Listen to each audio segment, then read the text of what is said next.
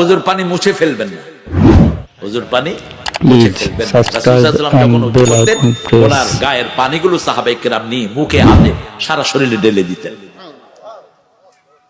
আর রাসূল সাল্লাল্লাহু আলাইহি ওয়াসাল্লাম মুছতেন না, কারণ যতক্ষণ থাকে ততক্ষণ গুনাহ ঝরে। শেষ ফোঁটাটা যখন পড়ে যায়, আখিরি কাতরিল মা, রাসূল বলছেন মুসলিম শরীফের বর্ণনা, শেষ গুনাহটা পানির সাথে ঝরে যায়। আরো আস্তে কর না সুবহানাল্লাহ। ওজুর শেষ পানিটা খেতেন রাহমাতাল লিল। এই পানির ভিতরে বরকত, এই পানি খাবেন হাজার রোগ আপনার ভালো হয়ে যাবে। এখন তো পানি ফেলতে ফেলতে আমাদের জীবন শেষ। একজন আজানে উত্তর দেন, 1 মগে রাসূল ওযু করতেন, 3 মগে গোসল করতেন। 1 মগে ওযু, 3 মগে গোসল। আপনি পারবেন? আমি পারি, আমি তো ছোট মানুষ, আমি পারি। 1 মগে ঢের ওযু হয়ে যায়। আমাদের হয় কি,